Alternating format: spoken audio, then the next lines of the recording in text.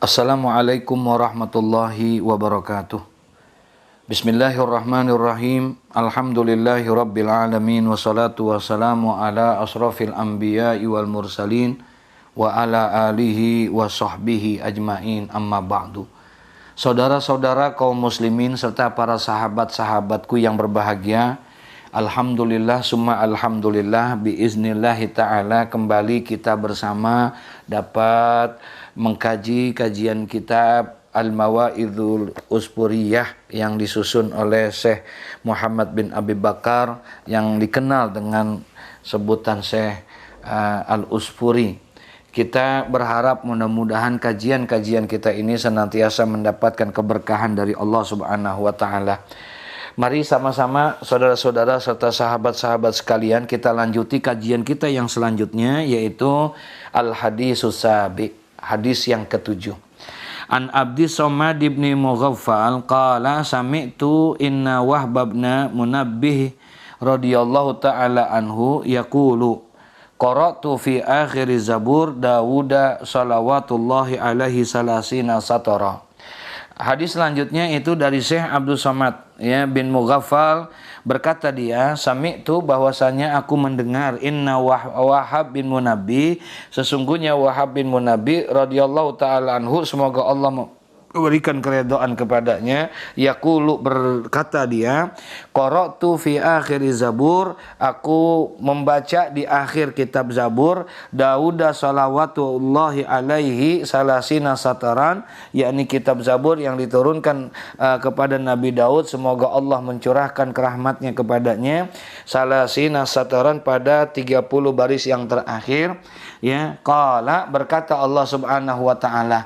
Apa kata Allah Subhanahu wa taala? Di mana Allah Subhanahu wa taala mengatakan kepada Nabi Daud di dalam kitab Zaburnya itu, ya Daud, wahai Daud, hal tadri ayyul mu'mini ahabba ilayya, apakah engkau mengetahui ya orang mukmin yang paling aku sukai? An utila hayatahu, ya, sampai aku akan panjangkan itu, ya, aku memanjangkan usia hidupnya dia. Qala, maka berkata itu Nabi ya Daud alaihissalam, la, tidak ya Allah. Jadi Allah bertanya kepada Nabi Daud, wahai Daud, apakah engkau mengetahui hamba yang paling aku sayangi, hamba yang aku orang mukmin yang paling aku cintai itu, dan aku akan panjangkan umurnya, yakni aku berikan keberkahan di dalam hidupnya itu. Qala, kata Nabi Daud, la, aku tidak tahu ya Allah. Qala, kemudian Allah berfirman, apa kata Allah? Alladzi iza qala la ilaha illallah iksa'arra jilduhu warta'addat mafasiluhu. Masya Allah. Kata Allah Subhanahu wa ta'ala, hambaku orang yang beriman yang paling aku sayangi dan aku sukai, kata beliau adalah idza qala, alladzi iza qala, yaitu orang yang apabila berkata la ilaha illallah, apabila dia menyebut la ilaha illallah, iksa'ar jilduhu, maka menggigil dia punya kulitnya, warta'addat mafiyasiluhu, dan juga akan gemetar dia punya persendiannya. Artinya zikir, apabila ada orang yang beriman kemudian dia berzikir kepada Allah Subhanahu wa taala, kemudian zikirnya itu bukan hanya sekedar bil lisan tapi hatinya berzikir, kemudian juga daripada bi amalil arkan, dari semua perbuatan-perbuatan anggota tubuhnya itu juga ikut berzikir. Kualitas zikirnya itu adalah kualitas yang luar biasa. Nah, Allah suka kepada orang yang seperti itu, dan orang itu akan dipanjangkan umurnya, diberikan keberkahan dalam hidupnya oleh Allah Subhanahu wa taala. Kemudian kata Allah, fa inni akrahu lahu bizalikal maut. Sesungguhnya aku ini tidak menyukai bagi orang yang seperti itu, ya, orang yang aku sayangin itu bizalikal maut, kepadanya itu kematian. Enggak. Ya, aku nggak suka orang yang sudah baik seperti itu, yang la ilaha illallahnya bagus, yang imannya bagus, yang tauhidnya bagus, yang akidahnya bagus, kemudian dia meninggal dunia, aku tidak suka. Kama yakrahul walidu liwaladihi, ya, sebagaimana tidak sukanya orang tua terhadap kematian anaknya. Begitulah aku sebetulnya. Aku tidak mau tidak menginginkan, ya, karena saking sayangnya aku kepada dia, maka aku tidak akan matikan dia. Ya, sebagaimana tidak mau matinya seorang ayah ini tidak menginginkan anaknya mati. Pasti dia akan dia jaga, dipelihara karena saking sayangnya kepada anaknya itu. Tapi walakin la buddalahu minhu, akan tetapi tidak boleh tidak pasti kematian itu akan ada. Siapapun dia pasti akan mati. Kecuali aku, kata Allah, tidak ada yang abadi, semuanya fana. Hanya akulah yang abadi, kata Allah. Siapapun dia pasti akan mati. Begitu juga orang yang beriman, kalau bicara sayang, aku pengen dia panjang selama-lamanya. Hidup dia di dunia dengan kesayangan aku. Tapi karena kematian ini, ya semuanya kullu nafsin zaikatul maut. Semuanya pasti akan mati. Bahkan katanya, ini uridu an asarrahu fi dari siwa hadhihi dar. Subhanallah. Kata Allah Subhanahu wa taala, inni uridu an asarrahu, sesungguhnya aku menginginkan untuk memberikan kegembiraan kepada hambaku yang beriman itu, fi darin, di dalam satu kenikmatan suatu negeri, siwa hadhihi dar, berbeda dengan kenikmatan yang ada di dunia ini. Aku sengaja supaya meninggalkannya dia, mematikannya dia, mewafatkannya dia, karena aku akan pindahkan dia kepada satu negeri yang penuh dengan segala kenikmatan, bukan dengan kenikmatan yang di dunia. Fa inna naimaha balaun wa rakhauha siddatun, karena sesungguhnya kenikmatan-kenikmatan yang ada di dunia, kemewahan-kemewahan yang ada dunia, balaun wa siddatun, itu semua adalah merupakan sebuah ujian dan cobaan dan memberatkan dia dalam kehidupan. Masya Allah. Wa fiha aduwi la ya'lunakum khabala yajri minkum kamazdid dam, dan di sana terdapat musuh yang terus-menerus menimbulkan kerusakan, ya yajri minkum, yang kerusakan bagi kalian, karena setan selalu mengganggu. Kalau di dunia kenikmatan yang kita dapatkan, semua kehidupan ini selalu mendapatkan ada musuh yang tidak menyenangi kita. Siapa? Setan. Ya, kamajrid dami, dan dia berjalan sebagaimana seperti berjalannya aliran darah di dalam tubuh kita. Begitulah setan selalu menggoda kita. Musuh kita yang paling utama adalah itu. Ya min azli zalika ajiltu awliyai ilal jannah. Nah, oleh karena itu, karena alasan itulah kenapa orang yang aku sayangi, padahal aku menginginkan kalau bisa dia terus berzikir, dia terus beriman seperti karena aku suka, tapi kenapa dia aku matikan? Min azli zalika, karena alasan itulah tadi, karena aku ingin pindahkan dia ke negeri yang lebih nikmat, yaitu surganya Allah Subhanahu wa taala. Ajiltu awliyai ilal jannah, maka aku segerakanlah dia untuk biar bisa memperoleh masuk ke dalam surga aku, kata Allah.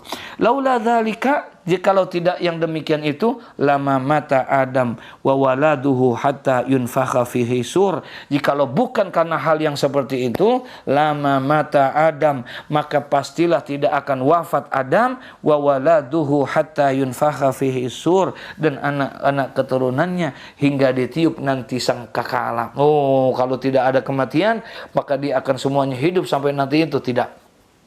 Qauluhu la ya'lunakum khabala, firman Allah di dalam Al-Quran, apa katanya? La ya'lunakum khabala, mereka itu para setan tidak henti-hentinya untuk menimbulkan daripada kemudaratan buat engkau, kerusakan buat engkau, mengganggu, menjadi musuh engkau. Ai la yaksiruna fi fasadi umurihim, yakni mereka tidak berkurang di dalam merusak berbagai macam urusan-urusan, ya mereka itu wal khabalul fasad, yaitu al khabal dimana yang merusak. Wa bihadzal isnadi, dan juga dengan selaras ini hadis ini ada satu riwayat yang an Anas bin Malik radhiyallahu taala anhu, yaitu hadis yang bersamaan dengan hadis ini adalah sebagaimana yang diriwayatkan oleh Sayyidina Anas bin Malik radhiyallahu an. Qala Rasulullah sallallahu alaihi wasallam, kata Sayyidina Anas bin Malik, bersabda Nabi sallallahu alaihi wasallam, man qala la ilaha illallah, barang siapa yang mengucapkan la ilaha illallah wa maddaha, dan dipanjangkan itu la ilaha illallah, artinya dilanggengkan dia, istiqamah, mudawamah dia membaca la ilaha illallah, hudimat lahu arba'atu alafi dzambin minal kabair, maka dihancurkanlah bagi dia itu 4.000 dosa di antara dosa-dosa yang telah lakukan, bahkan minal kabair, daripada dosa yang besar. Apabila dia membaca la ilaha illallah, kemudian dia panjangkan la ilaha illallah, atau juga dia langgengkan itu la ilaha illallah, Selalu dia membaca, setiap hari dia baca tidak kurang 100 kali dia membaca la ilaha illallah, la ilaha illallah, la ilaha illallah. Maka orang yang seperti itu hudimat lahu arba'atu ala fi zambin, akan dihancurkanlah bagi dia 4.000 dosa-dosa yang sudah dilakukan minal kabair, termasuk daripada dosa-dosa yang besar. Allahumma sholli ala sayyidina Muhammad. Faqalahu Ali radhiyallahu taala, kemudian berkata Sayyidina Ali, ya, dikatakan juga ada hadis dari Sayyidina Ali radhiyallahu anhu yang bersamaan dengan itu. Wa warada fi majlisi tafsiril Quran, dan telah disebutkan, dituliskan di dalam kitab Majlisi Tafsiril Quran yang dikarang oleh Asy-Syaikh Al-Imam Az-Zahid Ya'qub Al-Kisai rahimahullahu taala. Ya, dikarang oleh beliau, apa dituliskan di sana? Inna Hazim bin Walid radhiyallahu taala anhu maridha. Pada satu masa ada seorang ulama namanya bernama Hazim bin Walid. Hazim bin Walid ini pernah jatuh sakit. Fa'ata tabiban, maka didatangkanlah kepada dia seorang tabib, seorang dokter. Kemudian fa'akhaza nabdohu, kemudian diperiksa itu dia Syekh Hazim bin Walid ini oleh dokter. Ternyata fa'akhaza nabdohu, diperiksa tuh detuk jantungnya dan lain sebagainya.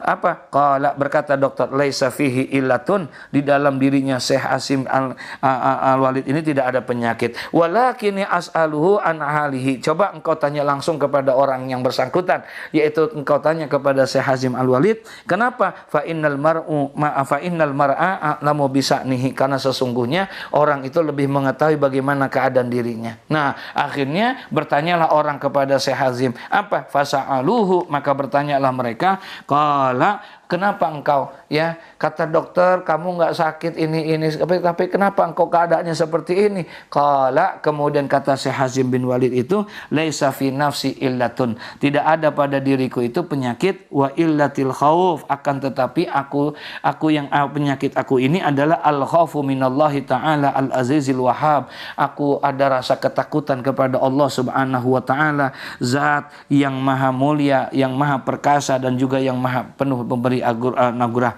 Kemudian wa khauful ardi wal hisab, aku juga takut tumbuh dalam diriku, ada rasa takut ada diriku nanti akan ada yang namanya penghisaban, nanti yaumul hisab, akan ditimbang amal-amalku. Wa khaufun zawalil iman, dan setiap saat aku juga takut hilang imanku, ya, dengan perbuatan dan gangguan dan lain sebagainya. Itu yang aku selalu khawatir, aku takut kehilangan iman. Wa asiru mustahiqan lil azab, kalau sudah tidak ada iman di dalam diriku, maka aku pastilah akan mendapatkan yang namanya azab nanti yaumul qiyamah. Fatuba, maka beruntunglah, kata Syekh Hazim Al-Walid, liman kana khurujuhu anid dunya, barang siapa yang keluar daripada dunia ini, kemudian dia bil iman, membawa iman, wa masiruhu ilal jinan, pastilah kembalinya dia adalah surganya Allah Subhanahu wa taala.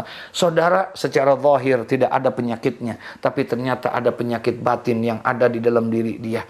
Dia selalu merasa ada sesuatu yang luar biasa. Apa? Rasa tumbuh rasa takut kepada Allah Subhanahu wa taala.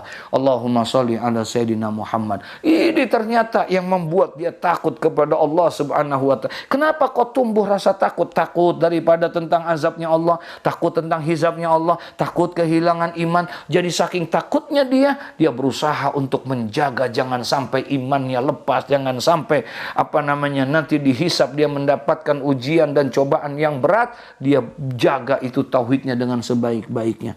Allahu Akbar. Ya, itulah yang dilakukan oleh orang yang ahli tauhid, la ilaha illallah, berusaha untuk menjaga, karena tidak ada rasa ketakutan yang luar biasa. Kenapa tumbuh rasa takut ini? Karena la ilaha illallahnya bukan hanya sekedar secara lisan, tapi hatinya menusuk kepada hatinya la ilaha illallah, sehingga bisa membuat kehidupannya penuh dengan tuntunan Allah Subhanahu wa taala. Tumbuh rasa takut dia kepada Allah Subhanahu wa taala. Saudara, Masya Allah, luar biasa. Jaga iman kita, jaga tauhid kita, jaga akidah kita dengan la ilaha illallah, sehingga tumbuhlah kepada diri kita ini keyakinan bahwa Allah segala yang tetap akan memberikan segala-galanya kepada kita. Tidak ada sandaran yang paling hebat adalah kecuali bersandar kepada Allah Subhanahu wa taala, dan tumbuhkan rasa takut kita. Alhamdulillah, saat ini ada satu pembelajaran kita di dalam bulan Ramadan yang mulia ini, kita diajarkan ada satu hikmah yang luar biasa. Apa? Menumbuhkan rasa takut kita kepada Allah Subhanahu wa taala. Siang hari misalnya, kalau kita beli makanan dengan uang yang halal, makanannya halal, kita bawa ke rumah, orang tidak lihat, anak tidak lihat, kemudian kita masuk ke dalam kamar, kita kunci, kita makan. Kalau seandainya itu kita lakukan, pasti bisa saudara. Tapi kenapa kita tidak lakukan? Padahal makanan yang kita beli itu adalah halal. Padahal uang yang kita beli juga adalah uang yang halal. Padahal tidak ada satupun orang yang lihat. Benar, halal makanannya. Benar, tidak ada satupun yang lihat. Uangnya juga halal dan lain sebagainya. Tapi ternyata ada satu pembelajaran yang diajarkan oleh Ramadan. Menumbuhkan rasa takut kepada Allah. Bukan karena tidak dilihat oleh siapa-siapa, tapi karena takut kepada Allah. Kalau sudah ada rasa takut, berhasil orang dalam Ramadannya, dia takut, tumbuh rasa takut kepada Allah, maka insya Allah kalau ada seorang pedagang yang dia dagangannya Ramadannya berhasil, kemudian ada rasa takut, pasti dia tidak akan ada pedagang yang berbuat curang dengan timbangannya dan literannya karena ada takut kepada Allah. Kalau ada pegawai, ada pekerja yang punya Ramadannya berhasil, tumbuh rasa takutnya kepada Allah, maka insya Allah tidak akan ada yang korupsi. Kalau ada seorang istri yang takut kepada Allah, maka tidak akan ada yang berani untuk melawan kepada suaminya. Kalau ada suami yang takut kepada Allah, berhasil Ramadannya, maka dia tidak akan berani untuk menjadi zalim terhadap istri dan anak-anaknya. Seorang anak tidak akan, demi Allah, dia tidak akan berani melawan dan durhaka kepada kedua orang tuanya kalau ada rasa takut kepada Allah Subhanahu wa taala. Oleh karena itu, tanamkan la ilaha illallah dengan sebaik-baiknya dalam diri kita, insya Allah akan tumbuh rasa takut kita kepada Allah Subhanahu wa taala. Demikian, mudah-mudahan kita lanjutkan nanti kajian pada pertemuan selanjutnya. Dan insya Allah kita lanjuti kisah masih dalam hadis yang ke-7. Wallahul muwafiq ila aqwamit thoriq. Wassalamualaikum warahmatullahi wabarakatuh.